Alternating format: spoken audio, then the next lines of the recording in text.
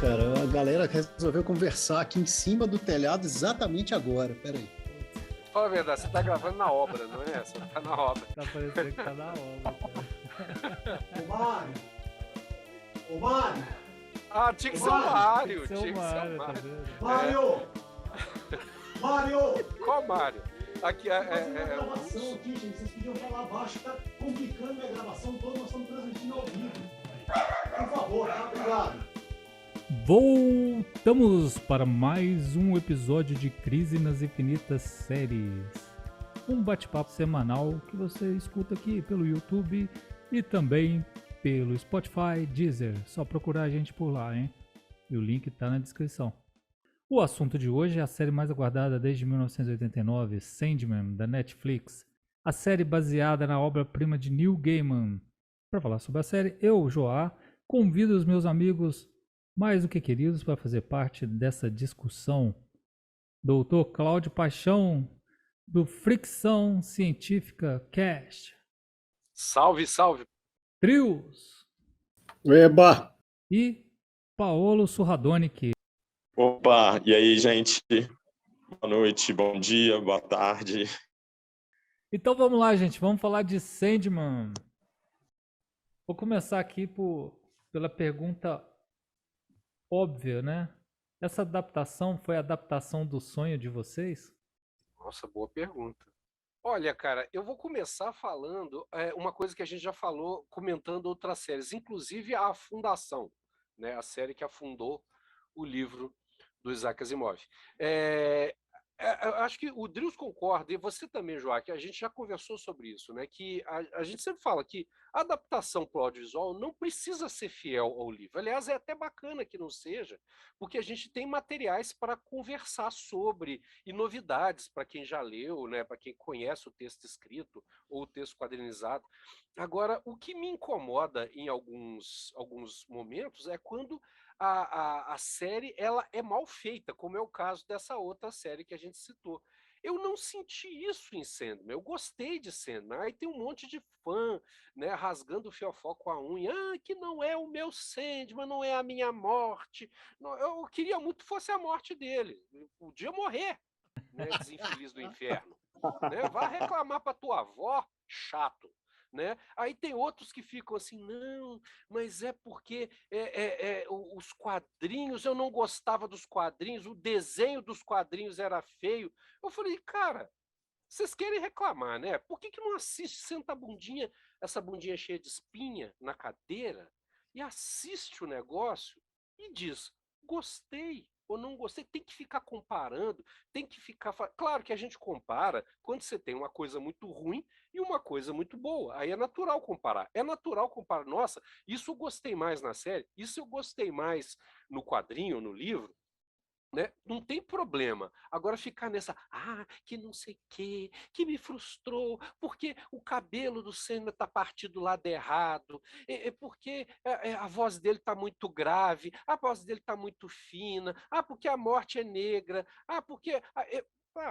eu tenho muita preguiça. Eu tô com uma preguiça de nerd. Eu tenho muita preguiça. Eu sou nerd, mas sabe aquele... o cara que ele tem... Como é que chama? O Narciso às avessas que cospe na própria imagem, a sombra da chuteira silenciosa, eu tô cuspindo no próprio nerd, eu cuspo pra cima para cair na minha testa. E eu tô com preguiça danada desse povo. Mas a adaptação ela não era dos meus sonhos, porque eu nunca tinha sonhado uma adaptação. Nunca tinha pensado. Quando falaram que ia fazer, eu falei, pô, vai ser legal. E vi, e achei legal. Falei pra caramba, né? Desculpa aí, galera. Eu tenho eu acompanhei, né? Desde da primeira vez que falaram que iam transformar Sandman em filme ou em série ou em o que quer que seja, sempre acompanhei sempre com muita reserva, né? Porque apareciam as ideias mais escalafobéticas sempre. Eu lembro de uma época que ia ser um filme e a gente comentou isso no podcast que nós fizemos sobre o Sandman. Tinha uma história de que eles iam fazer o Corinthians ser o irmão perdido do Senna, até isso rolou, cara. Então, nesse momento eu falei, cara, tomara que isso não aconteça nunca, porque... aí eu ia falar mal, porque a história ia que isso ser não ruim, aconteça independente nunca. de ser adaptação, ia ser ruim. E não interessa quem tivesse no negócio, podia ser as mãos mais competentes do negócio, eu não ia gostar.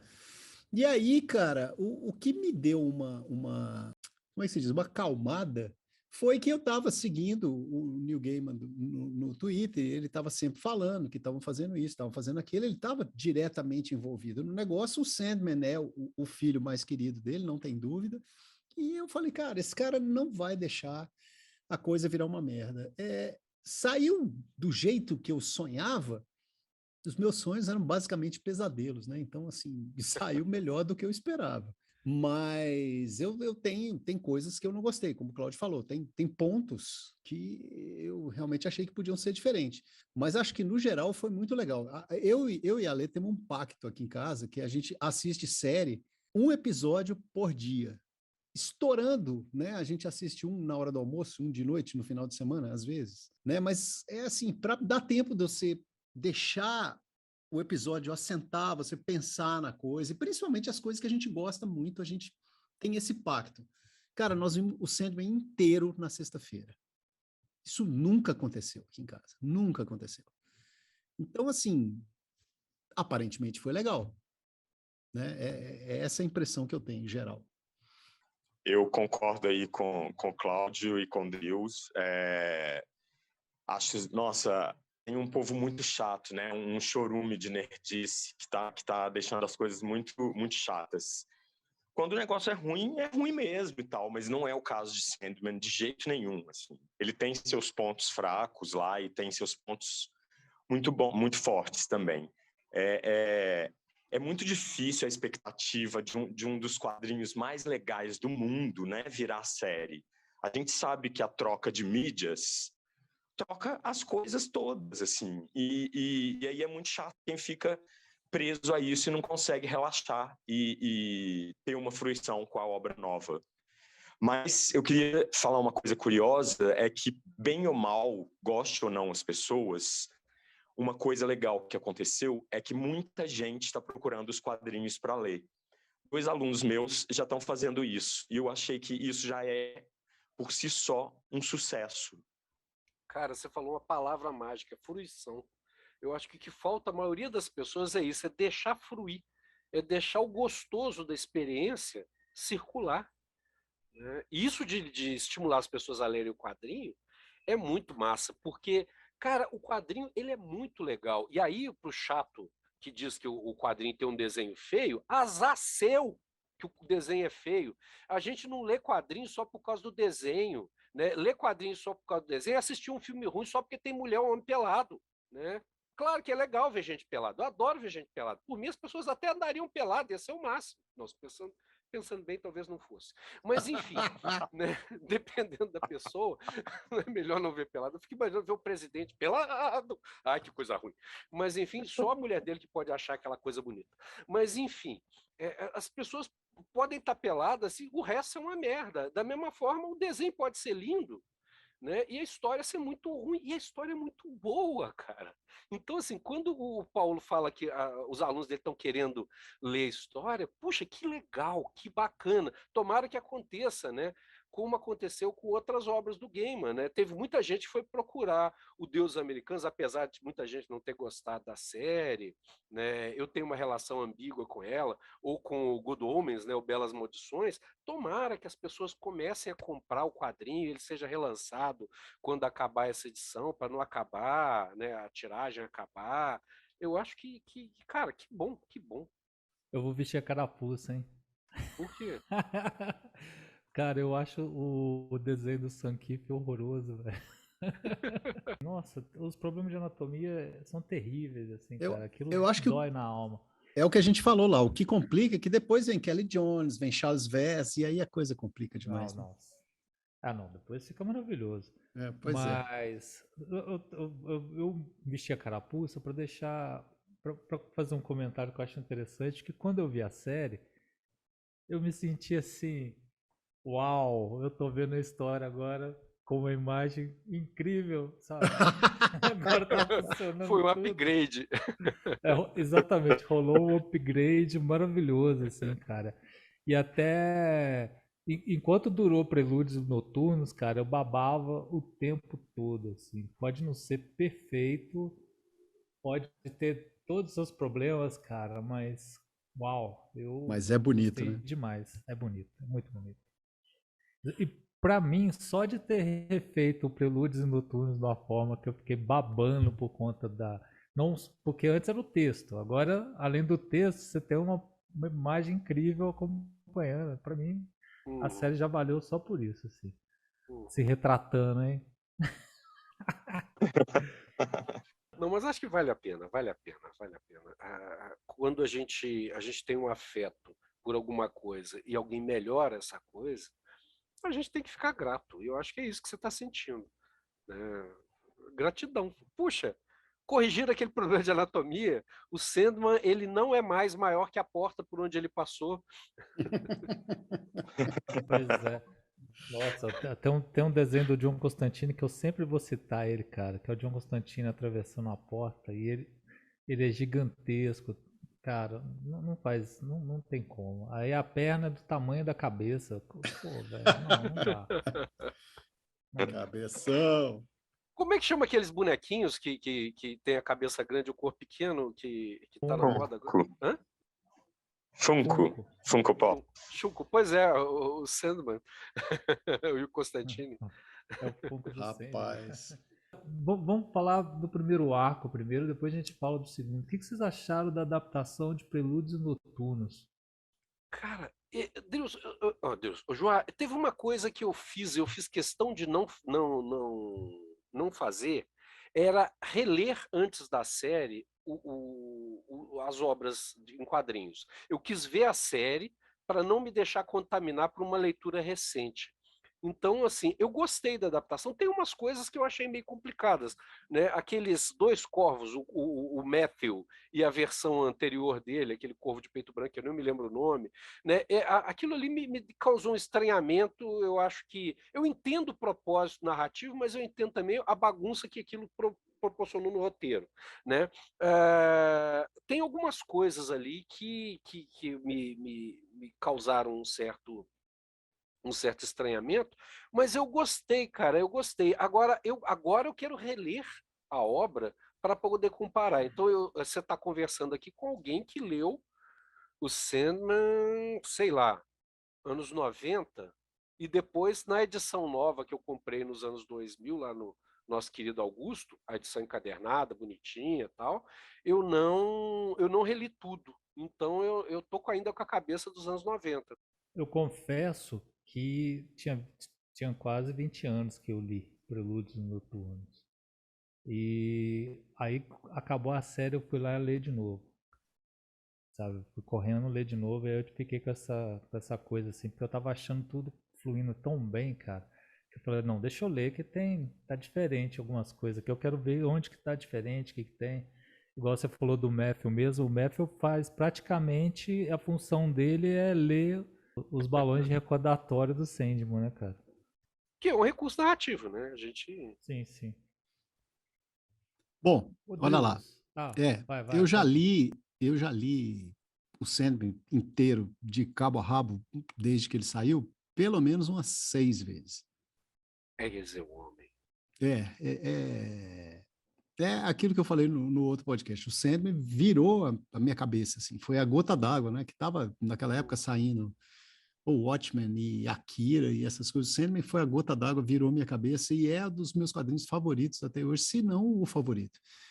Então, assim, eu li antes, assisti e li de novo para ter as coisas bem frescas na cabeça. Uhum. E por quê, cara? É porque eu realmente gostei da adaptação, né? Eu vou te falar que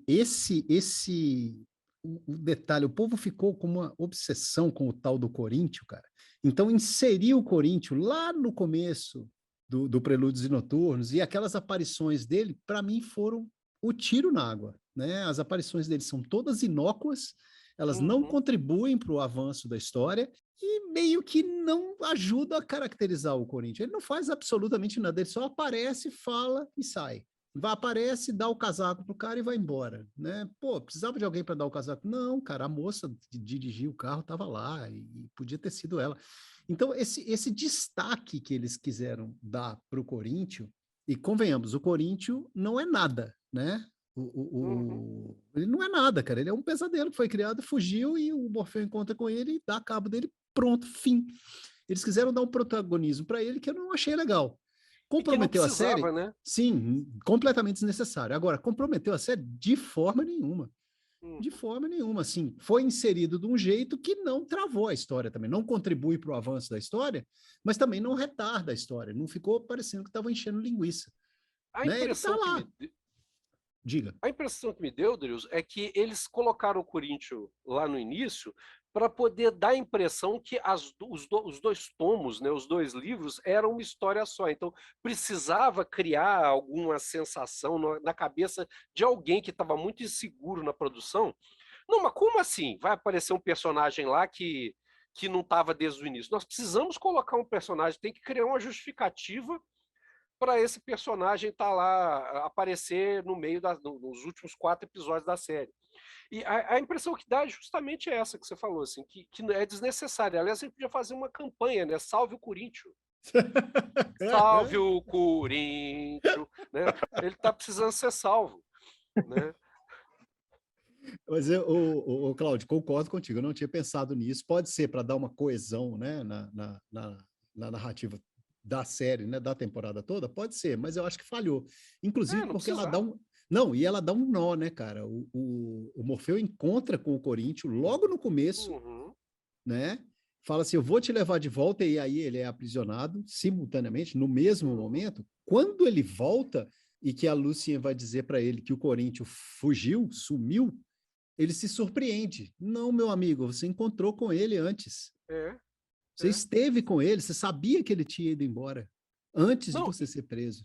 E tem uma outra falha, porque se aquele corvo ele conta tudo, ele é o espécie de Hermes, ele é o mensageiro, né, do sonhar, ele leva as conversas para lá e para cá, como Hermes faz com Zeus, mandando mensagem para lá e para cá, o corvo lá, o Barriga Branca, que eu não lembro o nome dele. Por que ele não contou lá no sonhar, né, o que tinha acontecido? Onde é que o sonhar estava, o Morfeu estava? Né? Se ele vê tudo... Complicado.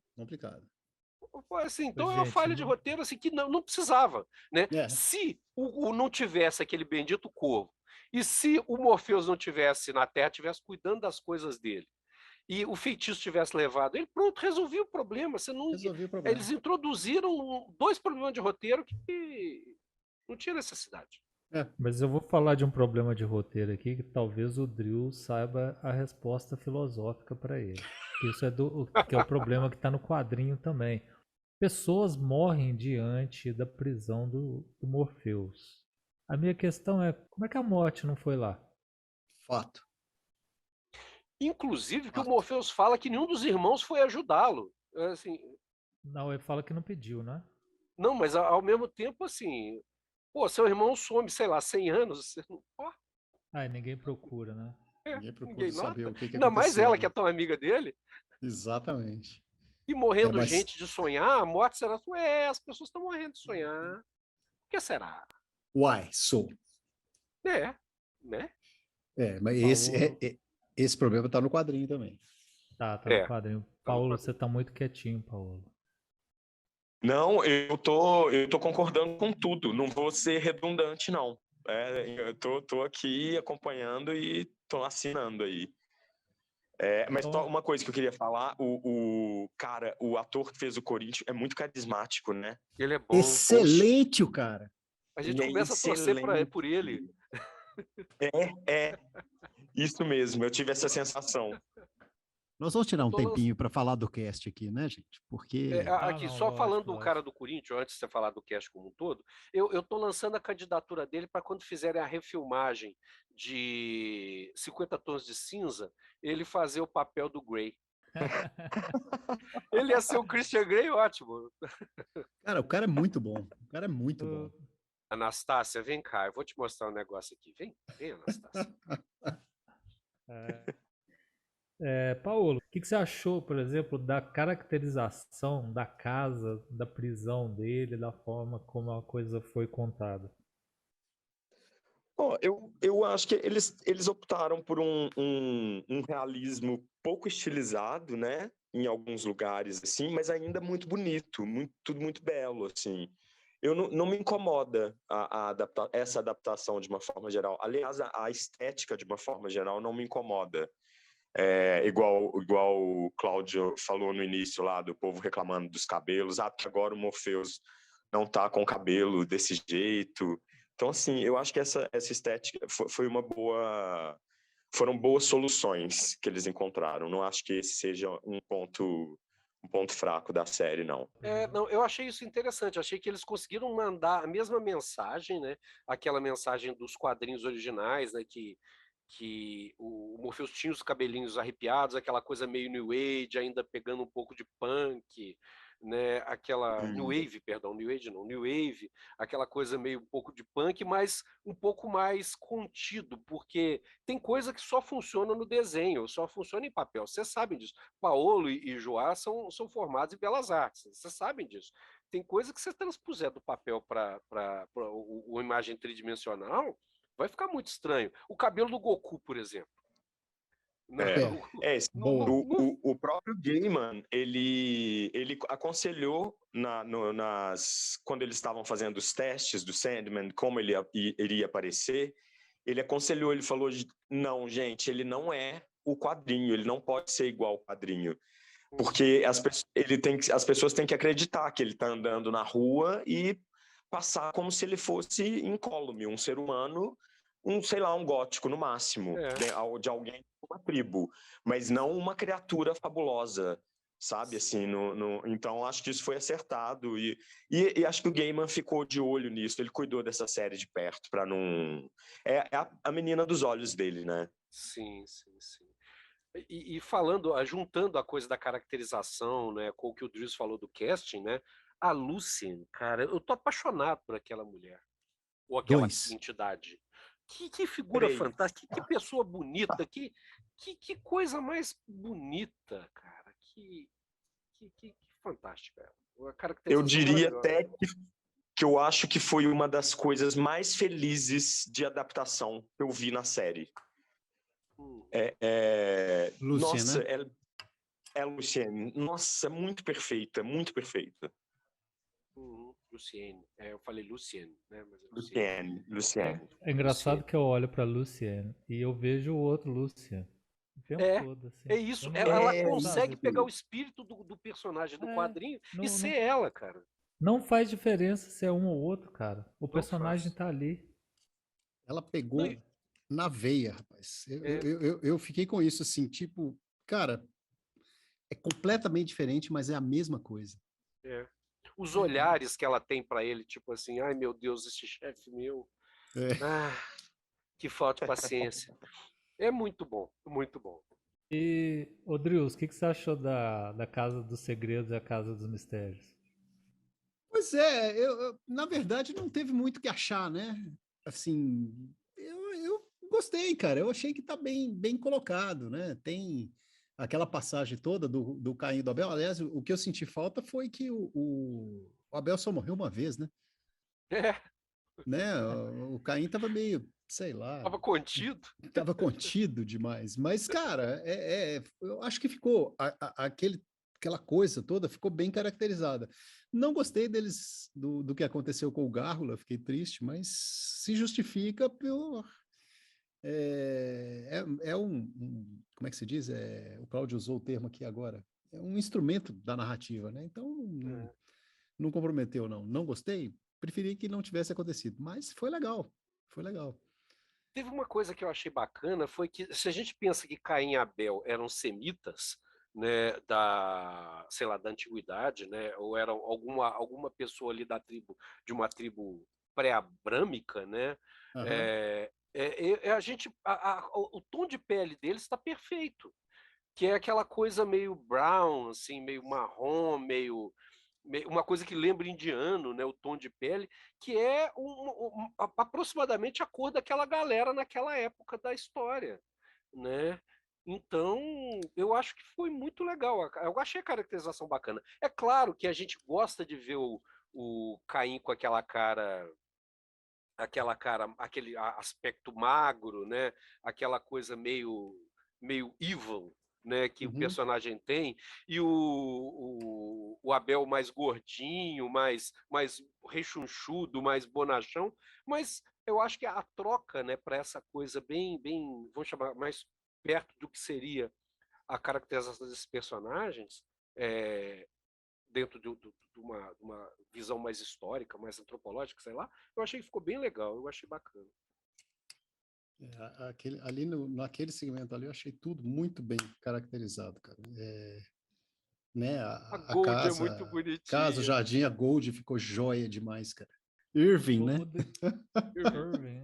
Irving. Ô, Drius, e o sonhar fantasioso, que quase não tem pesadelos, o que você achou? Quase não tem pesadelos em que sentido? Porque tem um momento que tem um momento, aquele momento que tem no quadrinho, que ele está na praia criando os novos pesadelos, está lá. Assim, eu achei bacana, cara. Gostei do visual, gostei do feeling do negócio. Né? A hora que ele chega lá e encontra tudo né, em decadência física mesmo, o impacto para mim foi bem forte, assim, como eles queriam que você visse que foi o impacto no Morfeu, né? Eu, no geral, achei legal, cara. Não me perturbou, assim, que não tivesse pesadelos andando para lá e para cá. Tem um lance que eu acho muito massa nessa ideia do sonhar, que aliás eu acho bacana no Sandman como um todo, que é uma coisa que eu acho que vem da cabeça do Neil Gaiman, porque ele pensa desse jeito, né? Deus americano segue a mesma premissa, né? Que é o homem que cria os deuses, é o homem que cria as coisas, né? Na realidade, o sonhar começa a ser criado quando as primeiras criaturas começam a sonhar e como boa parte dos sonhadores são humanos, tem muito de humano no sonhar, né? E eu acho que isso é um conceito fantástico que acompanha a humanidade há muitos anos, né? Gente como Henri Corbin, por exemplo, vai falar especificamente de um território, né? Que é o território do imaginal, né? O lugar onde a imaginação reside, né? E é um lugar quase físico, né? E a gente pensar nos especialistas lá, né? Com o Sartre definindo imaginação, né, como a capacidade da gente imaginar, a capacidade da gente criar, né? Eu acho que o sonhar é uma das ideias mais geniais que tem, né? É o lugar onde tudo habita. Eu acho que a melhor descrição para o que o Gilbert Durand fala quando ele fala do imaginário, né, no livro famoso dele, As Estruturas Antropológicas do Imaginário, talvez fosse o sonhar. Eu acho que ele gostaria muito de ter lido Sandman, porque a gente vê ali todos aqueles elementos que esses grandes teóricos do que seria a imaginação, da nossa capacidade criativa, colocam lá. Então, a gente vê na Biblioteca do Sonhar a Biblioteca do Borges, a gente vê esses grandes autores que pensaram a imaginação, né, de alguma forma retratados lá, e eu acho que, como o Drius falou, eu não achei ruim, não. Tem gente reclamando que o CGI tá ruim. Eu falei assim, meu amigo, é a mesma coisa do desenho. Eu não estou preocupado com o CGI. Eu assisti o Ultraman e achava o máximo. Eu assisti a National Kid lutando com os incas venusianos, e era óbvio que a água pingando, a água subindo para os dedos, era uma água pingando filmada ao contrário, e eu achava o máximo. Eu não estou preocupado com o efeito. Claro que o efeito especial engrandece a coisa, né? Mas a ideia por trás do sonhar está retratada de uma forma fiel, ou pelo menos próxima da ideia do Gaiman, é muito legal. Pensar que tudo que a gente sonhou, né, tudo que a gente pode sonhar, né, tá lá na Biblioteca do Sonhar, tem tudo a ver, por exemplo, com a Biblioteca de Babel, né, do Borges, e tem a ver com o que a gente sabe hoje, né, sobre o que falavam lá na pré-história sobre a revolução cognitiva, né, que nos tornou humanos. Qual foi o grande tchan dessa revolução cognitiva? Foi a capacidade da gente criar ficções e acreditar em ficções. Porque a gente fala de ciência, né? A ciência ela segue o método científico e é fantástico, e eu trabalho com isso, né? Eu acho lindo isso. Só que para o seu Zé, para a dona Maria que andam aí pela rua, a ciência é uma crença também. Né? É uma crença baseada em algo que essas pessoas vão acreditar. Um cientista faz pesquisas, cria métodos, testa variáveis, os pares comprovam tudo, mas isso tudo surgiu, primeiro, da imaginação dele, né, o que a gente chama de uma heurística, né, um caminho, uma solução possível para descobrir qualquer coisa, e aí ele faz um experimento. Isso surge desse imaginário, né? Eu já falei em outros encontros nossos, né, falando do Gaston Bachelard, quando ele fala da descoberta do fogo, o Gaston Bachelard é um filósofo francês, né, especialista nessas questões do imaginário, pelo menos à noite, né, no lado noturno dele, ele era um metodólogo da ciência durante o dia, um epistemólogo, e à noite ele pensava sobre a arte, né? Ele tem livros como A Psicanálise do Fogo, por exemplo, né? E aí ele falava que é uma loucura pensar, como alguns cientistas propõem, que um sujeito na pré-história um dia resolveu que ia fazer fogo esfregando 2 gravetos. E ele tirou lá da cabeça dele que esfregar 2 gravetos bastante ia produzir atrito, e o atrito ia produzir calor, e o graveto ia produzir fogo. E que essa inspiração veio dele olhar a natureza, galhos se esfregando e incêndios começando. Ele falou assim: só alguém que nunca tentou esfregar 2 paus um no outro para tentar produzir fogo percebe que ele teria desistido logo de cara.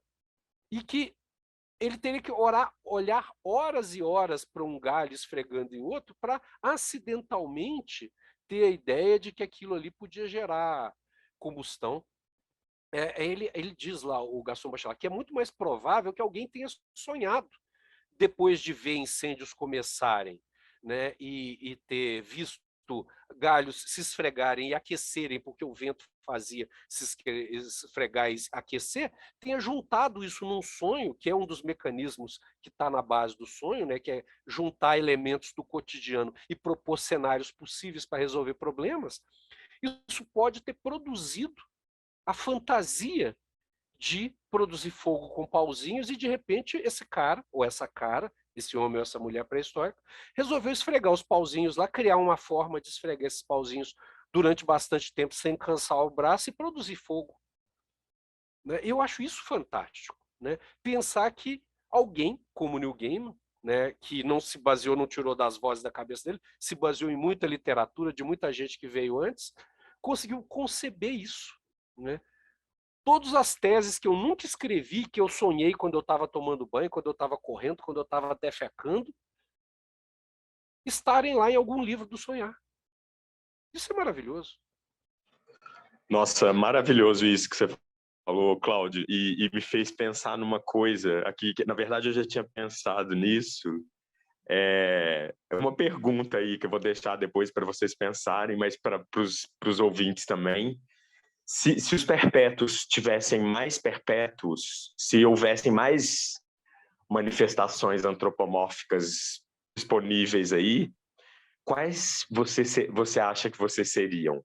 Aí eu fiquei pensando, eu acho que eu seria alguma coisa tipo assim, eu vou ser a melancolia.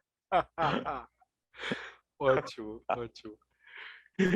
E aí é uma para pensar aí. O que vocês seriam? Mas não é para responder agora, não. Já me ocorreu uma coisa aqui, eu não vou responder agora, eu quero pensar mais. Mas assim, meu nome é Cláudio Paixão, meu nome é tipo Roberto Carlos, né? Na verdade, meu sobrenome é enorme, Paixão é nome, é que nem Ana Cecília. Né? E aí ontem eu abri um biscoito da sorte, anteontem, eu fui à casa da minha filha estava doente, ela estava comendo só coisa de caixinha, fui lá ver como é que ela estava, e aí achei um biscoito chinês, daqueles biscoitos da sorte velho, que não é chinês coisíssimo nenhum, foi inventado nos Estados Unidos, jogado em cima da mesa. Eu falei assim, cara, eu tô com fome aqui, essa menina não acorda para eu jantar com ela, eu vou comer esse biscoito. Quando eu abri, tirei um papelzinho de dentro, além dos números da cena do outro lado, que eu devia jogar, estava escrito assim, paixão é... Não, como é que é? Com paixão tudo muda, alguma coisa assim, a paixão muda tudo. A frase era essa, a paixão muda tudo. E eu estava muito cabisbaixo na vida. Quando eu abri aquilo, eu falei assim, cara, meu nome é Cláudio Paixão. Eu tiro esse papelzinho, Paulo, eu acho que eu seria a paixão. É treta. É treta. Maravilhoso. E Drilson? O que eu seria? Não precisa ser agora, Rapaz, pensa. Não, eu não sei, mas eu provavelmente seria teimosia. Maravilha, adoro. Esse não cara cabeça dura, bicho. Ai. Joá. Eu acho que eu seria o esquecimento, já até esqueci por quê. Adorei, o melhor de todos. Eu seria quem mesmo? O que eu falei agora? Eu esqueci. Quem são vocês? Onde estou? É tudo tão estranho. Continuando, Paulo, o que você achou de Johanna Constantine? Eu gostei muito e eu ainda tive uma outra relação com ela, é que ela parece uma amiga minha, então eu tive uma afeição momentânea, instantânea com ela. E achei muito bonito aquela cena dela quando o sonho deixa a mulher morrer lá e que o último pensamento dela fosse a Johanna. Achei tão bonito aí um dos momentos de meio drama, meio dramalhão, assim, mas que eu achei bonito, assim, me pegou, me fisgou essa aí. Mas gostei dela.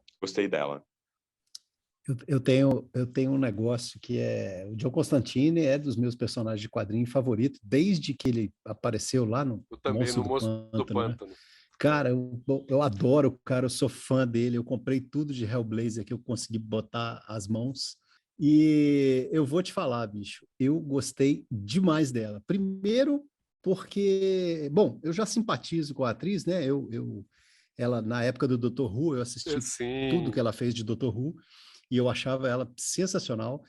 E ela é outra pessoa completamente diferente da menina que ela faz no Dr. Who, e ela encarnou o espírito do Joe Constantine, de ser Sim. largada, escrotona, e assim, como ela tem aquela carinha de menina, ficou um negócio conflituoso que ela conseguiu conciliar de uma forma que, a hora que eu vi que era ela, eu falei, cara, será que ela vai mudar o trem todo? Não, cara, ela é muito igual o John Constantine, sabe? Ela é muito... Eu achei sensacional a participação dela, achei sensacional a caracterização que ela fez. Fantástica mesmo, eu tirei o chapéu para a menina. Eu sou suspeito porque eu tenho uma percepção muito parecida com a sua. Eu sou muito fã do John, assim, eu já trato ele assim de John, né? Então a Chegado, né? intimidade, a chegada, assim. Eu sou muito fã dele, assim. O John é o cara que eu queria ser quando eu crescesse, assim. Eu queria muito. É um cara fudido, o cara se fode o tempo todo, mas é o cara, assim. Se um dia e houve um branco que conseguisse criar a ideia de cool do jeito que, por exemplo, um cara tipo Samuel Jackson consegue, esse branco não fez isso em carne e osso. Ele fez foi no papel, né, que é o personagem do John Constantine, que consegue ser cool na expressão do que o Samuel Jackson consegue, por exemplo. Né, aquele cara que é ao mesmo tempo sacana, mas tem uma coisa que apela para um senso de masculinidade, mas ao mesmo tempo tem uma ambiguidade moral, que eu acho muito legal. Né? Então, eu acho o John Constantine muito massa. E também gosto muito de Doctor Who, né? E o papel que ela faz no Doctor Who tem também essa ideia, né? Ela era a garota que estava sempre envolvida com os vários Doctors, né? Era a garota impossível, alguma coisa assim, improvável, eu não lembro exatamente, tem alguns anos que eu assisti esse arco do Doctor Who, mas que ela viajava no tempo. E aí o fato dela estar, né, a versão anterior da Lady Johanna, lá atrás, que a gente está falando do primeiro episódio, mas mencionando um episódio posterior, né, que mostra ela lá no passado, eu acho que combina com ela. A atriz ela encaixa bem nesse lugar, ela sabe desenvolver isso. Agora, uma coisa que eu sinto que para mim não foi tão legal é essa ideia de a mesma personagem interpretar ela mesma no passado. Porque, de forma alguma, nas histórias do Sandman, onde aparece a Lady, né, Johanna e o John, tem semelhança, claro, né? Eles são parentes, mas o fato de ser a mesma atriz dá a ideia assim, meio que ela é imortal, e eu acho que não é. Quem é imortal ali é a Não Mad é a ideia, Hattie, né? né? Eu Sim. adorei a tradução também, é Hattie Maluquete. Eu estou acostumado com ela em inglês, né? É Mad Hattie. Eu achei legal a Hattie Maluquete. Ela que é imortal ali na parada. Ela que imortal, pelo menos, é muito antiga, né? Então eu acho que isso quebra um pouco a magia da família, que é uma família amaldiçoada, né? Mas fora esse detalhe, eu achei muito legal. Que nó que deu na cabeça de vocês de ouvir Constantine? Nossa! Pois Nem é, te falo, nem te falo. Cara, ouvir Constantine, assim, é de dar nó na cabeça, né? Não, Constantine, é eu acho mais verdade. difícil me adaptar com Constantine do que do que me, do que me adaptar com a mudança de gênero dos personagens. Mas Ah, eu, sim. mas eu queria falar dessa questão da mudança de gêneros dos personagens, que eu acho que tem uma coisa assim que a série fez em muitos momentos, né? Que eu achei fantástico, que quando você muda o gênero dos personagens, aquele conceito dos perpétuos, que é uma das coisas mais incríveis que tem na série dos quadrinhos, que os perpétuos aparecem para você da forma que a sua cultura apresentou a eles, né? Hum. Ou da forma melhor, ou simplificando, da forma como você vê, da forma como você os imagina. E ver a Lucien, a Constantine, a morte, o tempo todo, cara, esse conceito veio na minha mente, assim, pra mim, eu penso só uma coisa, não faz diferença. O conceito do personagem tá ali, tá muito bem aplicado, a história tá funcionando do mesmo jeito. Hum. Não fez diferença, sabe? E o próprio Neil Gaiman, quando o pessoal começou a reclamar, ele falou assim, vocês nunca, quem reclamou isso nunca leu Não Sandman, não é entendeu. possível. É. João, eu escrevi É isso. exatamente isso num comentário do imbecil, numa discussão que estava rolando, né, eu não lembro se foi no Twitter e tal, o cara fez um comentário desse tipo sobre a Lúcia, né? Cara, não bastasse ser mulher, ainda é preta e tal, não sei o quê. E aí eu falei, velho, você leu o quadrinho, cara? Você já viu que o Morfeu aparece diferente para cada pessoa que enxerga? Você leu O Sonho de Mil Gatos? Se não, amigo, você não sabe o que você está falando. O bicho já foi gato, cara. Então, assim, Uhum. é exatamente esse conceito, cara. Tem uma tradução cultural na cabeça das pessoas para enxergar aquela entidade. Então, bicho, relaxa. Cara, e é isso, né? Você ter a possibilidade de mudar o gênero é você ampliar a sua percepção sobre um personagem, é deixar ele mais tridimensional ainda. Isso é muito bom. Quem não consegue acompanhar isso é porque realmente está lá no século XX ainda. Sim. E, Paulo, tem um negócio que é mais legal ainda, que quando a pessoa consegue se identificar com o gênero trocado, então, por exemplo, né, vamos imaginar que eu fosse muito fã do Lucien, e de fato sou da Lucien, né, porque eu dou aula no curso de biblioteconomia, né, eu gosto de biblioteca, gente, eu vivo enfiado no meio do livro. Então, assim, dos meus personagens ali, o sonhar, o sonho e a morte são hors concours, porque eles, né, são muito intensos, mas tem a Hattie Maluquette, né, a Mad Hattie, que eu gosto dela, inclusive, por causa de um outro arco do The Dreaming, que é aquele do garoto perdido, onde ela meio que faz um contraponto a um cara que vai se perder no reino das fadas, né, do povo bom, e a outra é a Lucienne, né? Quando você consegue se identificar com um personagem do gênero, de um sexo biológico diferente do seu, isso não só é muito legal, a experiência é muito legal, porque você começa a ver pelos olhos daquele personagem de um outro gênero, ou de um outro sexo biológico, né? De qualquer forma que seja, mas você amplia o seu modo de ver o mundo. Né? Quando você se identifica com alguém, né? E de repente esse alguém começa a fazer coisas além daquilo que é o seu universo de aproximação, de conhecimento, né? Isso causa em você, por causa dessa identificação, uma abertura de perspectivas. Né? Então, eu acho extremamente positivo quando essas coisas acontecem, bem feitas, claro. Né? Mudar o gênero ou fazer alguém mudar a orientação sexual de alguém só por mudar e isso não ter uma consistência na narrativa, não muda nada. A experiência, ok. Né? Era um cara hétero, virou um cara gay, ou virou uma pessoa bi. É, isso não muda nada. Agora, quando a coisa cria uma experiência narrativa interessante, a percepção do fã muda.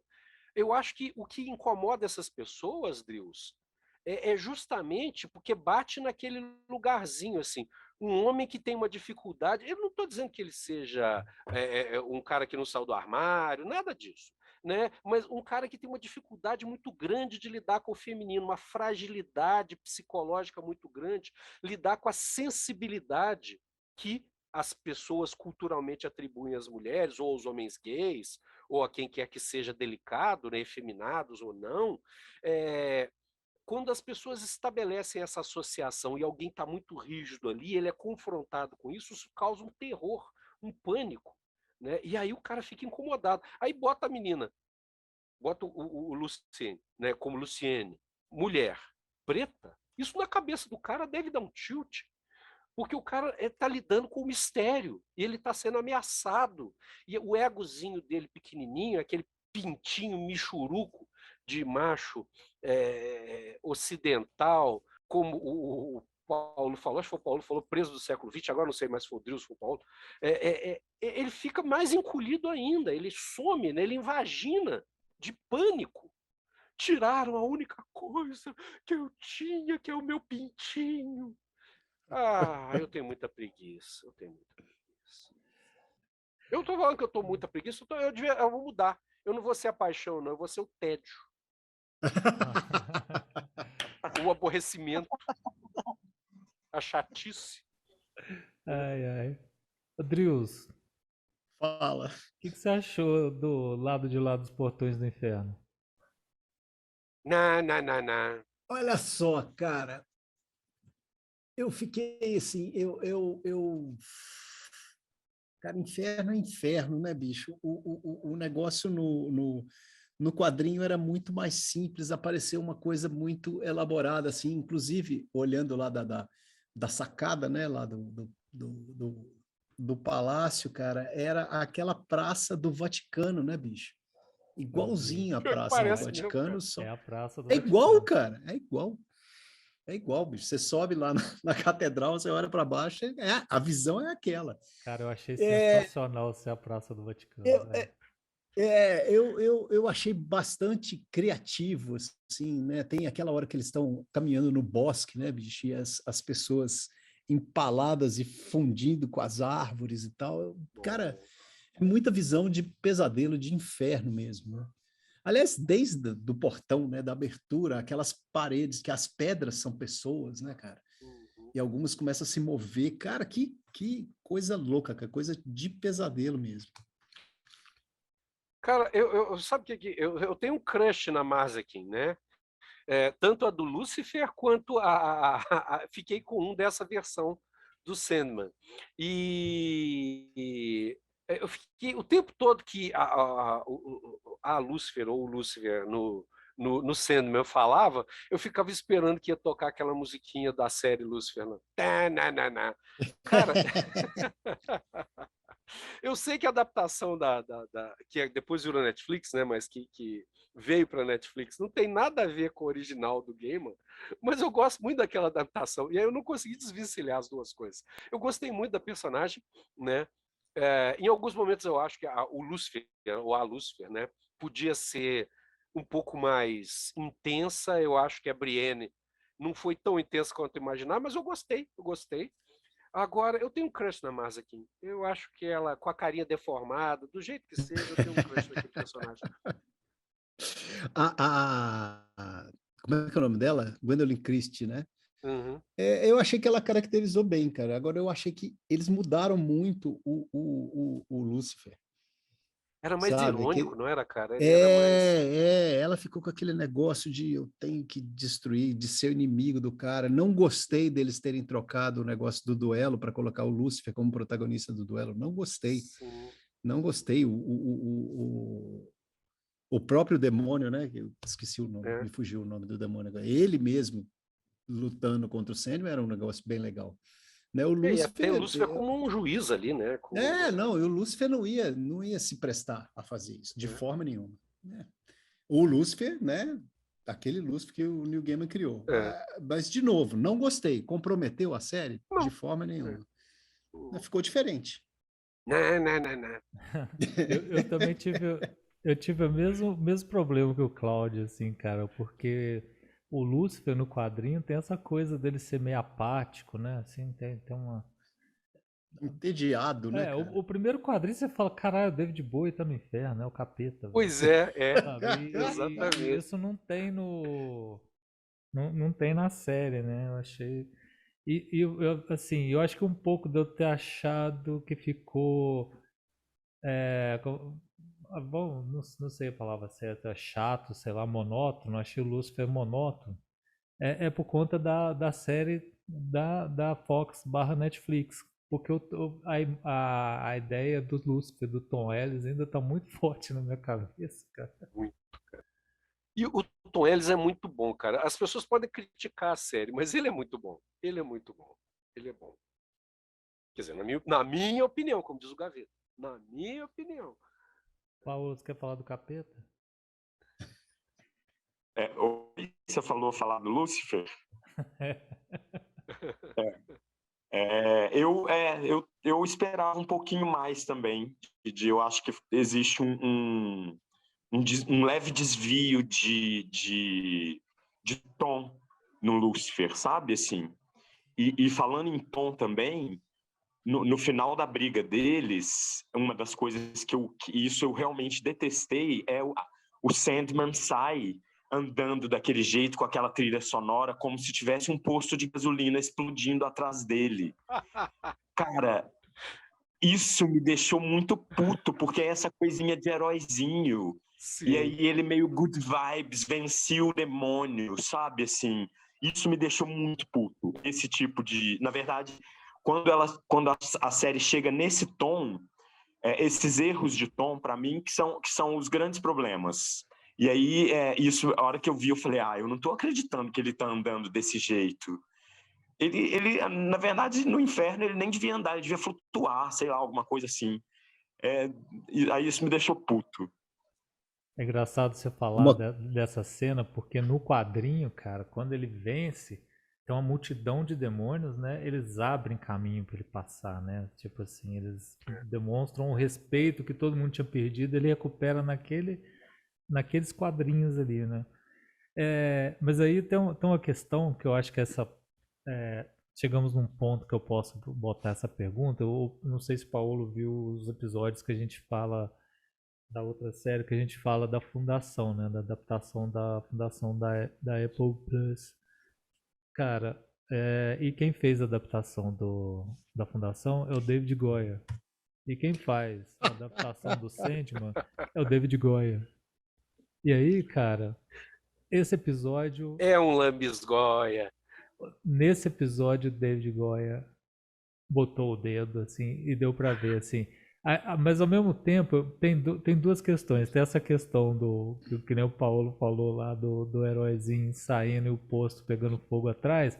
Mas ao mesmo tempo tem um outro lado, assim, que dá pra ver o dedo forte do Neil Gaiman. Porque qualquer diretor de Hollywood ia fazer a batalha ser aquela batalha entre o Sandman e o demônio, que no final virou o Sandman e Lucifer. Ia ser batalha de porrada. Né? Sim, Ia ter épico, tiro, bomba. né? E aí eu falei assim, na hora eu pensei, cara, o Neil Gaiman segurou os caras. Porque se aquilo fosse um filme de Hollywood, era tiro e bomba. E carro perseguindo o outro e por aí vai. Dedo no olho, chute no saco. Tudo. Eu acho o seguinte, cara, tem uma tensão narrativa na série que pelo fato do Sandman, cara, não é maniqueísta. Não é maniqueísta, sabe? Não é o bem contra o mal, não é o eu contra o meu antagonista, não é o amigo contra o inimigo, não tem isso. Em alguns momentos, né, eu acho que quando eles colocam lá, dão o protagonismo pro Corinthians, ou quando eles colocam aquela atitude no Lúcifer, cara, começa a botar o pezinho no maniqueísmo, e aí eu vou concordar com o Joá, o Neil Gaiman segurou a onda, porque não descambou para isso, mas, né, a coisa estava se insinuando já na narrativa, isso me deixou meio, sei lá. Eu senti isso também, Agora, gente, eu posso voltar atrás um pouquinho? Eu estava falando da Mad Hattie, né, da Hattie Maluquette, que é uma das minhas personagens favoritas. Eu achei, assim, espero que eles aproveitem ela melhor nos próximos arcos, porque ela aparece de novo, né, nos outros livros, né, nos outros quadrinhos, mas eu gosto muito da personagem e tem uma das coisas que eu acho mais legais é porque ela é a mendigona que mora na rua, né? E eu achei que foi tão pouco explorado isso, né?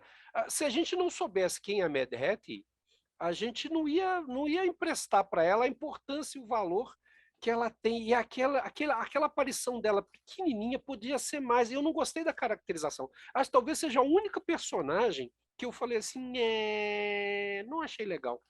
Sabe assim, faltou um troço. Eu não sei se é porque eu estou acostumado por causa da psicologia, com moradores de rua, né? Que antigamente se dizia moradores de rua, pessoas em situação de rua que têm uma personalidade muito intensa, muito forte. Eu fiquei olhando aquela figura e falei assim, ela não me impressiona de forma alguma. E a Mad Hattie tem essa característica, aquela mulher malucona, né, que mora na rua, com aqueles enfeites no chapéu, e que esbraveja com as pessoas e fala errado, né? E ao mesmo tempo fala certo, porque ela fala coisas super importantes que as pessoas muitas vezes não valorizam.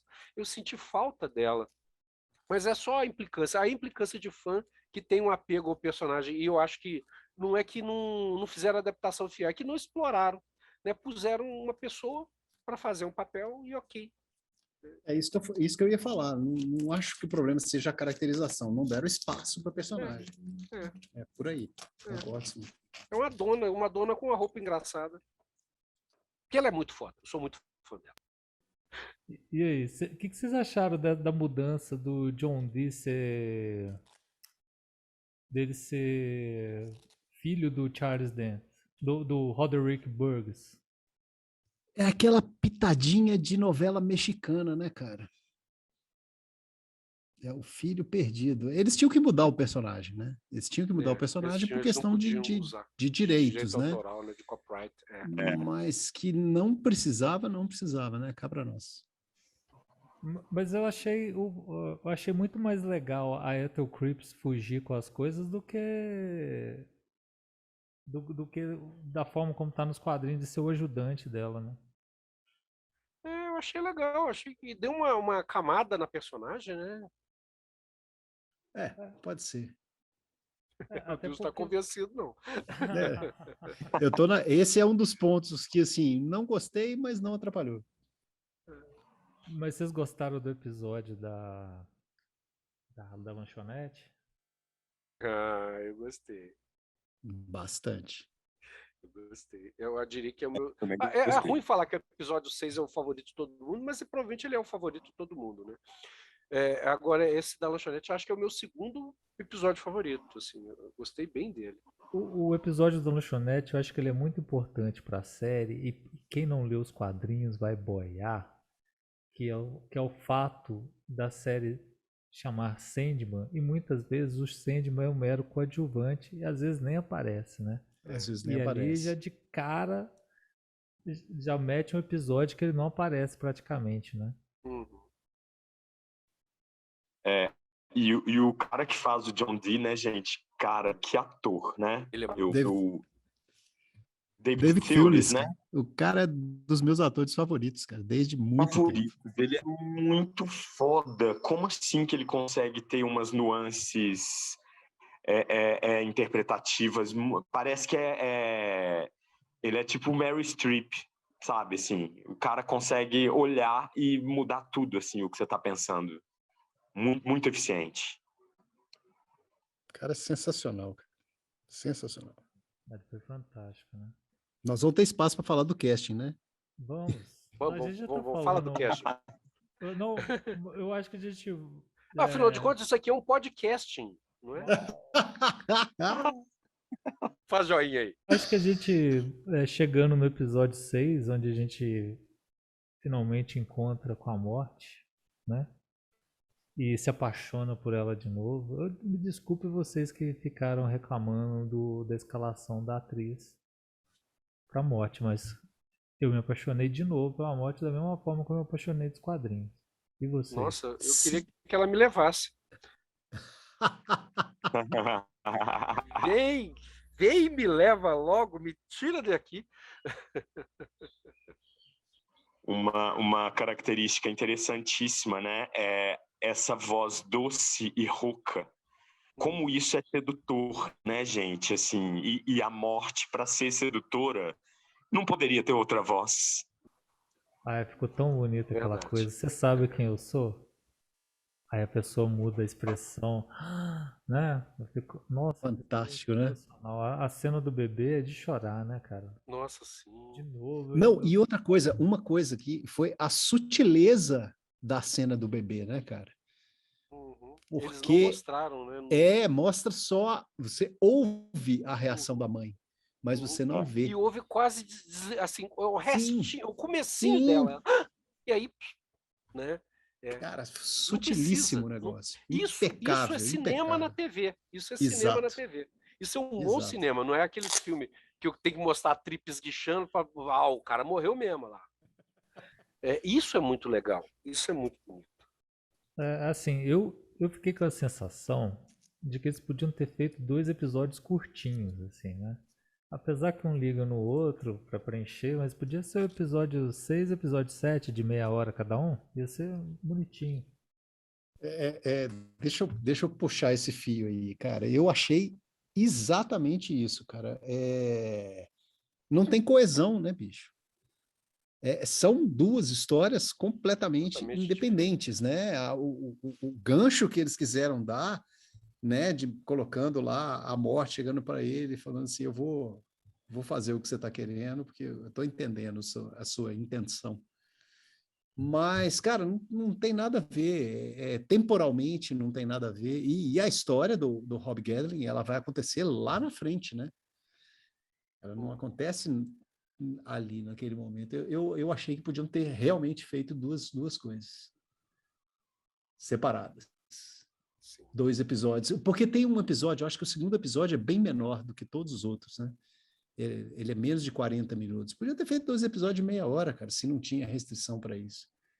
Eu acho que teria sido.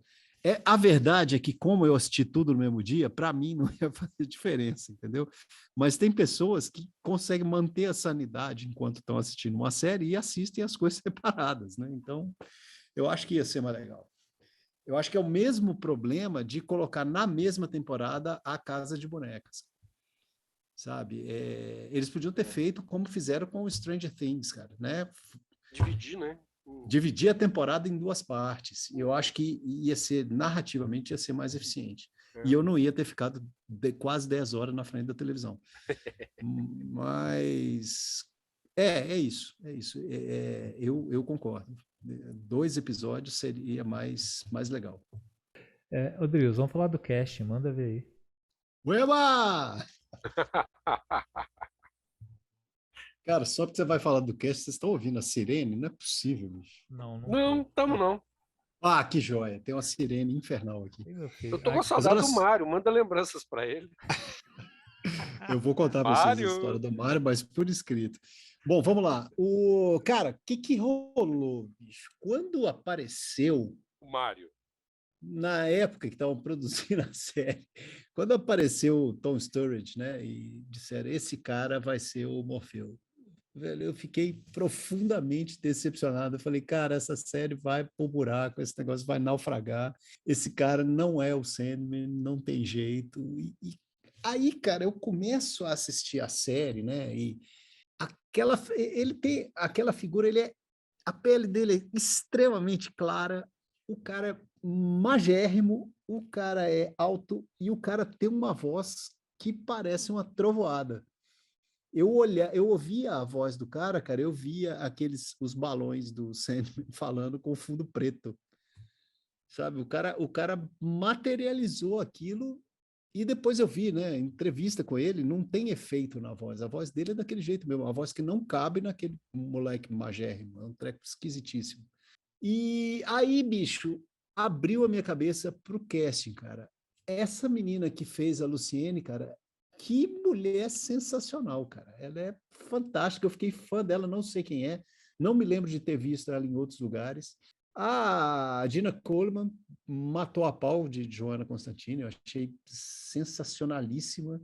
A menina que fez a morte, tirei o chapéu para ela, ela transpôs o que está no quadrinho ali, independente da cor de pele dela, gente. Ela é a morte.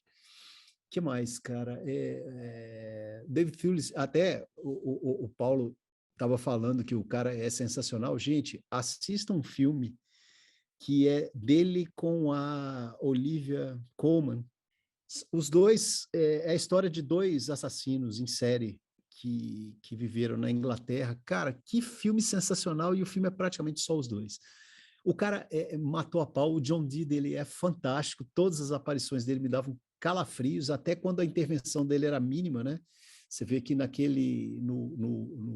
episódio do Diner lá, da lanchonete, o cara tem intervenções mínimas e são todas fundamentais no negócio, cara. O cara é fantástico.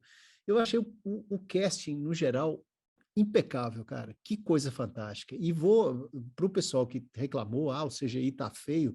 Gente, o que é o Matthew, cara? A animação ali do Corvo, sabe? Aquilo não é possível, cara, porque o corvo fala, entendeu? Não é um corvo de verdade. É fantástico aquilo, cara. É fantástico o bicho. E é lógico, a dublagem é impecável também. Eu achei o casting fantástico, cara. Tudo que eu achei de errado quando eu vi as fotos das pessoas, eu deixei de achar quando eu vi materializado na série. Não esquecendo do Corinthians, né? Que foi o personagem que eu falei que mais me incomodou, as mudanças que fizeram, mas o cara é sensacional, bicho. David Holbrook, né? Nunca ouvi falar desse cara, não me lembro de ter visto esse cara. O cara é sensacional. Achei impecável, bicho. E hoje em dia a gente vê muita coisa errada em casting, né, cara? Muita coisa, como o Cláudio falou. Às vezes eles fazem uma mudança no personagem original e por um motivo vazio, só para cumprir tabela. Isso não aconteceu ali. Todas as mudanças que tiveram de gênero, de raça, e foram fantásticas, cara. Deu um resultado muito legal. A moça que faz a Unity Kincaid, cara, sensacional. A menina que fez a Rose, bicho, é sensacional. Cara, é de lascar, bicho. Os caras fizeram muito bem. A gente não falou ainda, né, da parte da casa de bonecas, mas a Rose sendo recebida, né, e conversando com as pessoas, cara, eu fiquei em êxtase com aquilo. É tudo muito legal. Os moradores lá, os vizinhos dela, né, os housemates dela são fantásticos, são todos fantásticos, muito bem caracterizados, os atores impecáveis. Paolo, o que você achou do Tom Sturridge? O que eu acho dele, olha, a princípio eu também tive a mesma sensação aí do Drius, e ele tem, de todos, na verdade, de todo esse casting incrível, impecável, assim, eu realmente acho impecável. Eu ainda acho que ele é a pessoa mais frágil, mas por ser o principal também. E a gente espera mais disso, né? Então tem algumas coisas ali que eu não sei se é que o diretor não deixou ele fazer ou se é dele mesmo, que são as nuances de quando ele começa a ficar, né, naquela mesma coisa da good vibes que eu falei, sabe? Assim, mas eu acho que é mais escolha de direção e não do ator, porque ele é um bom ator, isso ele provou. E então eu fico só nisso com ele. O resto é aquela perfeição toda, assim, a Lucienne roubou meu coração totalmente, assim, é um carisma que vai além.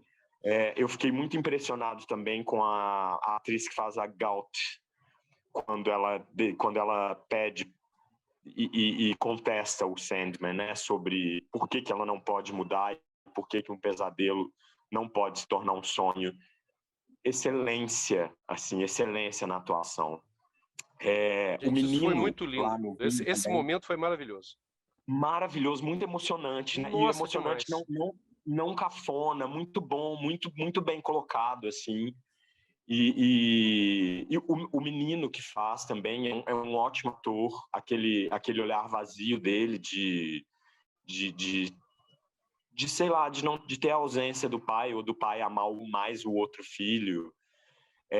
O Corinthians, putz, não tem como falar. Se tivesse um meme para ele, era Nunca Errou. De tão bom que o cara é, assim.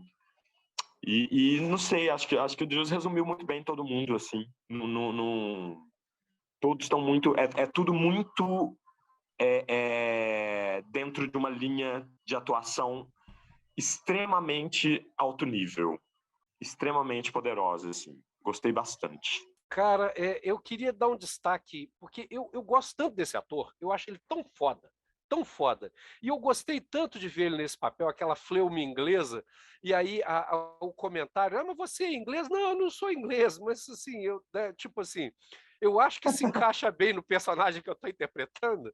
Eu achei fantástico, cara. E o Stephen Fry é muito massa, cara. Eu gosto muito dele. E ele é bem aquele inglesão meio fleumático, mas ao mesmo tempo um cara. O inglês é gente boa, né?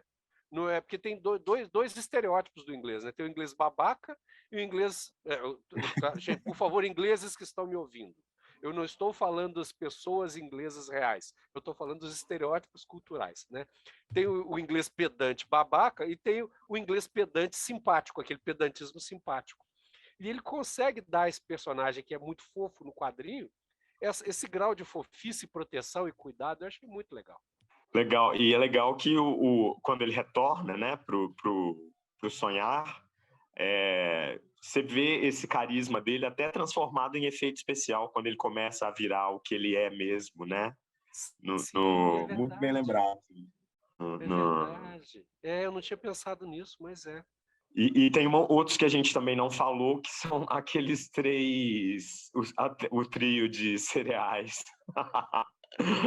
Muito bom. Fantástico. Uma sinergia fantásticos. muito boa entre eles, muito boa. Cada um num tom, assim. E funcionou muito bem. Eu achei que funcionou muito bem os três. Bom, já que a gente tá Eles falando... conseguem dar aflição na gente, né? A gente fica imaginando o que seria conviver com uma pessoinha daquelas, assim. Sim. Eu tive vendo esse episódio, e é engraçado que eu tive essa impressão, quando eu fiz psicologia, eu já havia lido, deixa eu ver se eu já havia lido, já havia lido esse arco e esse episódio, né? Na história em quadrinho. E eu me lembro quando eu visitei um manicômio judiciário e conversei com um assassino desses em série. Ele estava preso e tinha uma faixa amarela que separava a grade. Ele estava no manicômio judiciário, então ele ia ficar lá o resto da vida, né? E ele era separado. As visitas a gente podia fazer entrevistas estudantes, e eu estava numa turma de garotas. E eu me lembro dele conversando com as meninas, e as meninas falam assim: eu não acredito que ele seja um assassino. Eu não acredito que ele seja uma pessoa tão ruim. E aí eu me lembro que eu tinha a mesma sensação, ouvindo elas falarem isso e conversando com ele, parecia mesmo um cara inofensivo, um cara gentil, um cara bacana, né? E eu tive a mesma sensação vendo a interpretação dos três. Você olha para as pessoas e fala assim: a gente não imagina o que está por trás de algumas pessoas, assim. Os três conseguiram passar, cada um no seu estilo, como vocês falaram, mas essa sensação de pois é. Mas né? E eu lembro nitidamente das minhas colegas falando: eu não acredito, ele é um cara tão simpático, é um cara tão legal. Eu falei assim: mas você viu que tem uma linha amarela ali? Essa faixa amarela é para você não chegar perto, porque algo pode acontecer com você se você chegar perto. Ele não está ali à toa. Vocês já Não é férias, né, cara? Vocês já estão falando de casas de bonecas, né? Vamos entrar no assunto, mas antes de entrar no assunto, só para tentar jogar uma polêmica, porque quando, igual o Drills falou, né? Quando conta a história do Robert Gatling, eles adiantaram a história para tentar aproveitar um gancho ali, né? E é engraçado que eles adiantaram essa e tiraram outra, porque para mim a Casa de Bonecas começa faltando nada, sabe? Cadê a história de nada? Eu senti muita falta da história de nada, sabe? Eu já matutei em cima disso, por que que eles pularam a história da nada e não encontrei resposta. Eu acho que eu tenho a resposta, porque eu acho que eles vão botar a história de nada junto com a estação das brumas para Eu pensei ficar nisso. igual. Para ficar igual não, para a história seguir mais fluente. A história dela com relação Sei. à estação das brumas. Só que a história dela, a história de nada, ela tem tudo a ver com a casa de bonecas, né? Essa coisa de você estar sendo manipulado por alguém superior, sabe? O tempo todo. E tem tudo a ver, sabe? Essa coisa dos perpétuos que regem a vida de todos os seres humanos, sabe? Tem um pouco disso que eu senti falta, assim, né? Eu senti falta de nada. Mas eu aproveitar para da Casa de Bonecas também tem uma coisa que, uma reflexão que para mim eu acho que ficou assim, é aquela história que a gente estava comentando, por que, que eles não dividiram em duas temporadas? Eu penso, faltou culhões. Porque que acontece? Essa coisa do Sandman não ser o protagonista é um problema. Se eles quebrassem a série ali, do mesmo jeito que a Prelúdios Noturnos encomendaria uma segunda temporada, eu tenho minhas dúvidas se a Casa de Bonecas sozinha encomendaria uma terceira, sabe? Possível. Que eu Pode acho que ia ser. criar muita Boa confusão. hipótese. Muita Boa confusão. hipótese essa. Mas e eu também assim, por um lado, quebrou muito também o visual da série, né? Que Sim, mudou a- completamente. até antes do episódio da morte ele é bem noturno, soturno, assim, uma coisa bem gótico. O episódio da morte pra frente, isso já se perde um pouco, né? E já fica mais dia, tudo muito luminoso, né? Agora, desculpa te interromper, João, mas eu fiquei pensando que o Cláudio tentando arrumar pretextos, justificativas narrativas para o que os outros fazem, né? Mas eu fico pensando que o segundo arco, digamos assim, os 4 últimos episódios, fala da escuridão interna, né?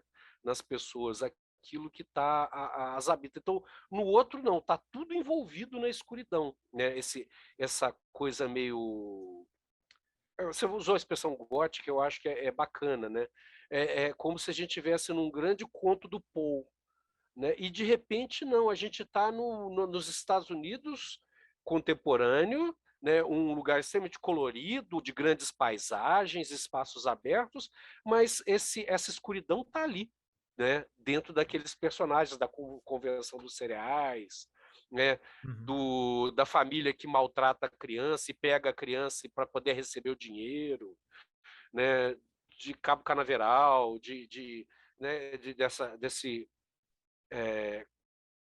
Cabo Kennedy ou Cabo Canaveral que eles usam, não lembro, mas é o lugar de onde saem os foguetes, né? Essa abertura, né? Eu acho que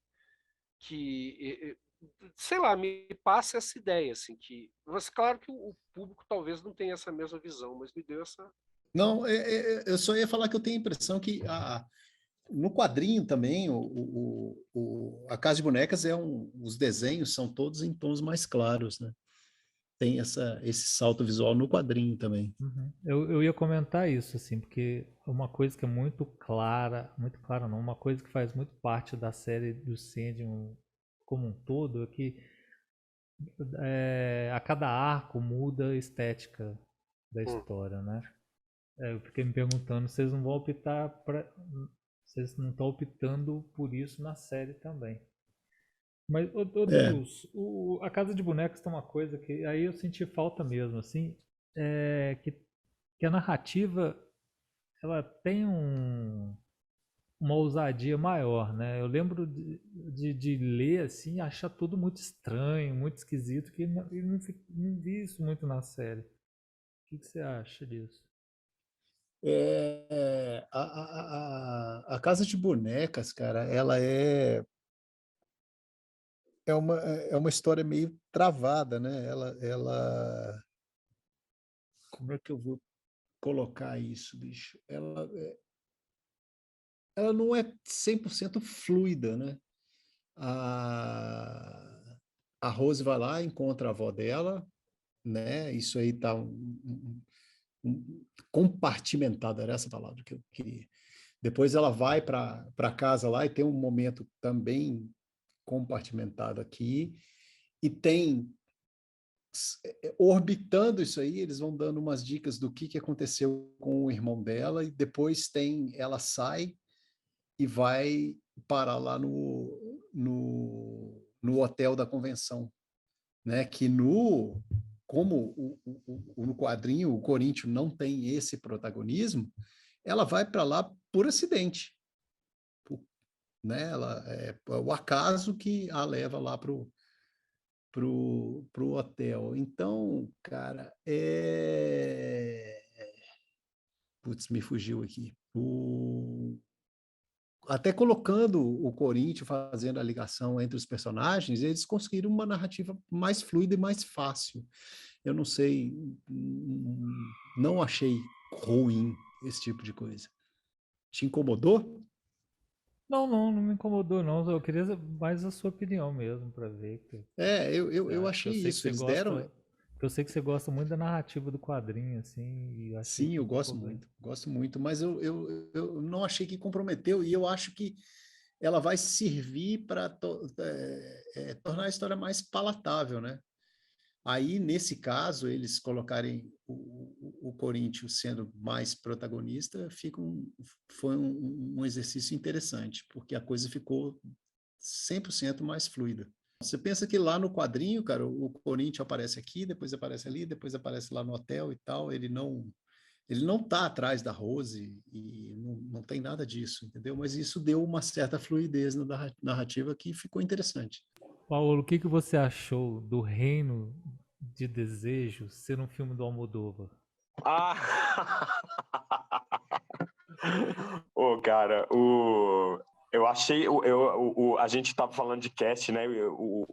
A atriz é não binária, né? Que faz o Desejo. Eu achei genial ser almodovaresco, assim, tá, sei lá, meio parece dentro daquela boneca Eva, aquela boneca gigante, sabe? Que a gente entrava para conhecer o corpo humano. Mas eu achei uma estética muito legal e funcional, assim, para a trama. E é o gancho, né? Vai ser o gancho para a próxima temporada, com certeza, assim. Inclusive, mas não me importo de ser almodovaresco, não. Eu achei muito legal, desculpa entrando aqui o Inhambu dando palpite em festa de Jacu, mas eu achei muito legal. Agora, eu achei estranho, assim, porque Desejo não tinha essa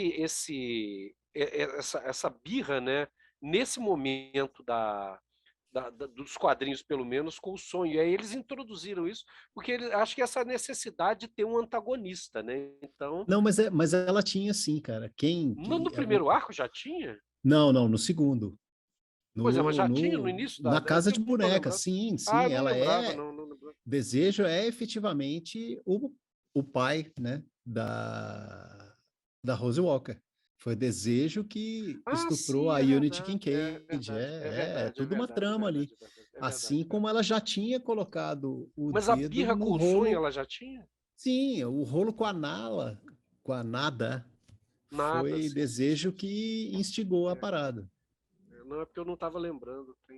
Eu acho que eles estão usando, eles estão trazendo coisas lá da frente como elementos de antecipação da trama também para ir, não sei, já colocando no inconsciente dos espectador que existem outros, né? Assim, porque ainda fala-se dos perpétuos, mas não mostrou todo mundo, né? A Desespero aparece um pouquinho.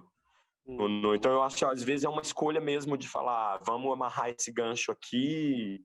Isso são as mudanças, né? As mudanças de mídia mesmo. E fazer um comentário aqui, cara, visualmente eles seguraram a mão no Desespero, né? Ficou bem mais contida, né? Nossa. Seguraram, e eu achei um ponto um pouco negativo nisso, sabe? Ela é bonita demais. Sim, normal demais. Né? É basicamente uma assim, pessoa deprimida que se corta, uma pessoa comum, Isso, assim, né? isso. Pelo Mas, comentário de vocês. bom, agora que você falou isso, agora me bateu um peso do que o mundo está vivendo agora, né? As pessoas estão Pode ser, né? rosas e tal, e talvez isso seja um reflexo natural do que a gente está passando. Assim, o desespero é esse, ele é simples, ele não é feio, horroroso, ele é Tá cotidiano. em todo nosso lado. mundo, né? É cotidiano, isso. Talvez seja isso, Boa. assim. Boa, legal. Nossa, Não tinha grande pensado sacada. nisso. Eu não tinha pensado nisso também, não. Alguém tem mais alguma questão, coisas que vocês gostariam de falar? Fale agora ou se cale para sempre. Eu já falei do cast. Você tá feliz? Cara, é porque eu fiquei tão feliz, sabe, de estar também. errado sobre o que eu estava pensando, cara. Me deixou tão feliz isso. Eu acho que eu queria finalizar só falando assim de uma coisa que também me incomodou um pouco. Tem umas horas que a trilha sonora, eu não sei se ela é exageradamente épica, e eu acho que ela podia ser mais minimalista, mais contida, mais parecida com a proposta de Dark e Chernobyl, sabe? Complemento, desculpa, Paulo, pode continuar. Não, vai lá, era isso só mesmo. Ela é épica quando ela não precisa e desaparece praticamente em outros momentos. Tirando nas sequências musicais, onde ela é muito presente, tem outros momentos que podia muito bem não ter trilha sonora, porque ela não faz diferença nenhuma. É quase uma música de elevador, assim. Exato. Faltou ali um compositor que fizesse, inclusive que o Gaiman, ele brinca o tempo todo. Inclusive eu conheci, eu não sou uma pessoa como o Drills, que é um sujeito douto, né, na música do século XX, né? Então eu sou um caipira roceiro, né? Então na minha casa se ouvia a Rádio Atalaia no máximo e em Confidência, programa rural. Então eu fui criado como música sertaneja. Eu não tenho a acuidade auditiva do Deus. Eu conheci um monte de música bacana por causa do Neil Gaiman, porque ele punha as letras das músicas. Tem vários trechos do quadrinho são embaladas com músicas que não são exploradas. Não sei se por questão de direito autoral, mas podia ter colocado alguma coisa no lugar, né? E não tem. Bem possível que seja problema de direito, sim. Eu acho que agora a Netflix tem tanto direito, tem tanto dinheiro, não é possível, né? Mas Você não consegue pagar um rockinho dos anos 80, um progressivo dos anos 70.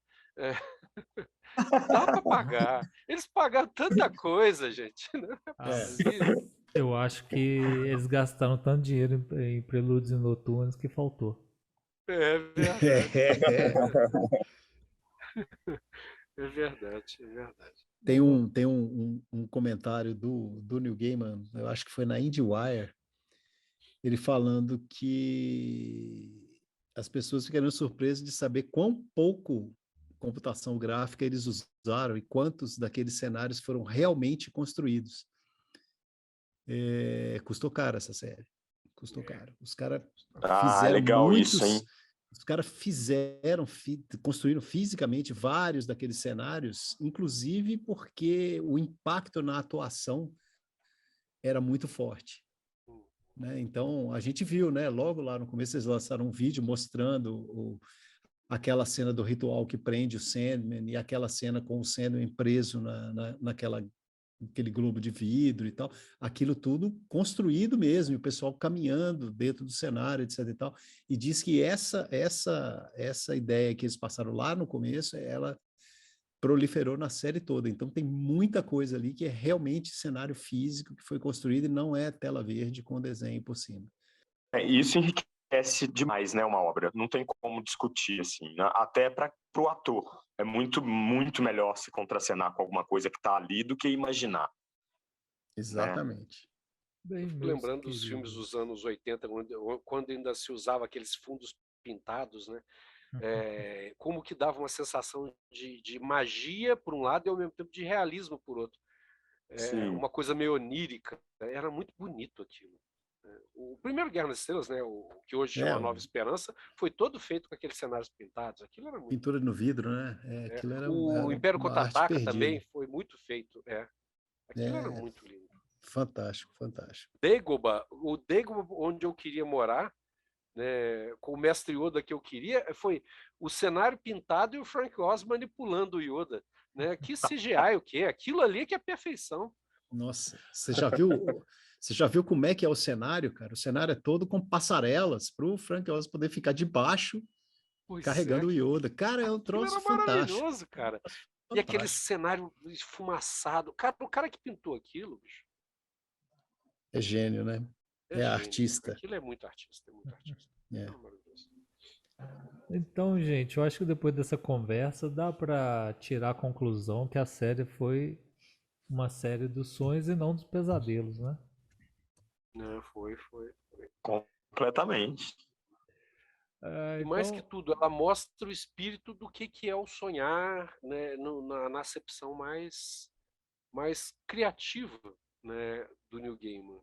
Né? Ele consegue transpor isso bem para um público que talvez nunca teria a oportunidade de ler o quadrinho e talvez nem se interesse em ler o quadrinho, mas que vai pensar um pouco mais sobre o que é esse mundo, né, que habita a gente e que ao mesmo tempo vai muito além dos super-heróis.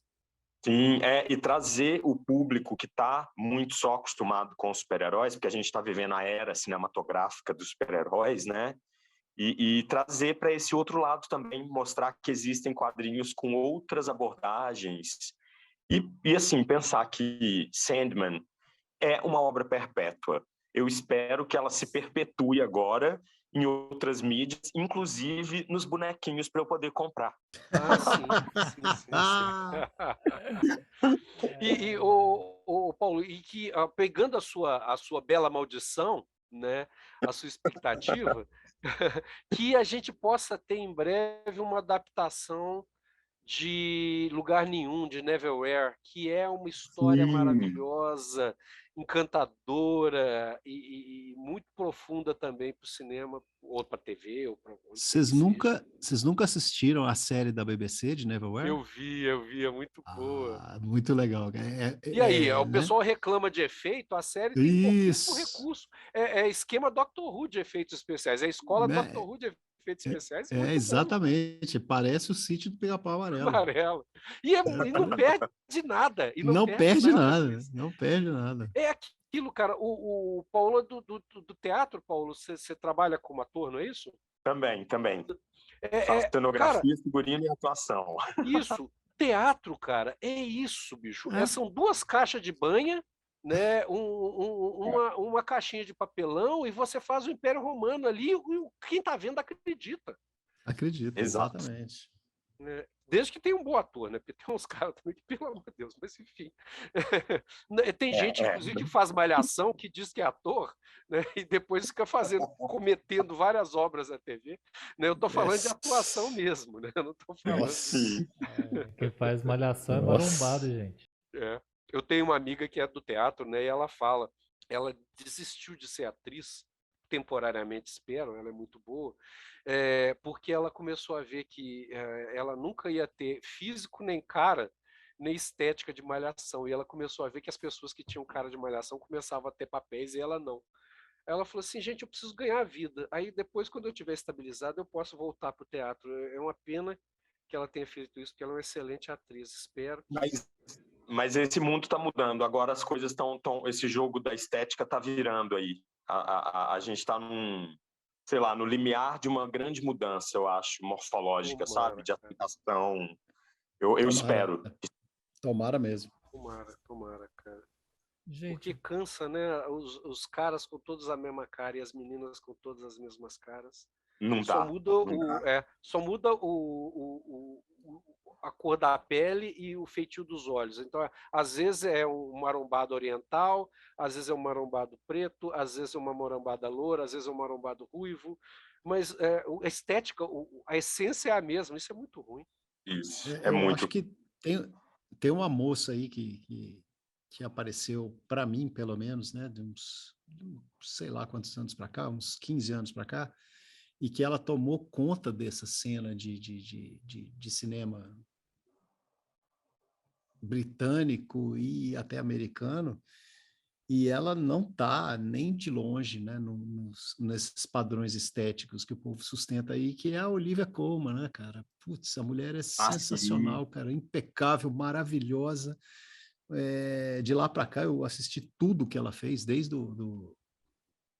era Peep Show, né, que ela fazia, o seriado, acho que era. E, cara, como ela é sensacional, bicho, como ela é fantástica. E tudo que ela fez foi muito legal e tá fazendo muito sucesso. Então, isso é importantíssimo, cara. E é legal, né? Que ela tem olheira, ela é dentuça, ela tem bigode chinês, ela continua sendo fantástica. Fantástica. Ela é uma pessoa, essa mulher, bicho. Né? Ela é uma ela pessoa. É fantástica. Gente normal, né? Gente comum. Vamos começar aqui pela despedida. Começar com o Paulo. Paulo, fala um pouquinho aí, você quer fazer um jabazinho aí da sua grife? Eu quero sim, é Paolotopia lá no Instagram, e também tem uma página que fala sobre os X-Men no Twitter, que é Novos X-Men. Podem seguir lá, mas é isso aí. Eu vou falar, sabe aquelas camisetas com X que você sempre quis ter e ninguém fazia? O Paulo tá fazendo, dá uma olhada lá. Olha.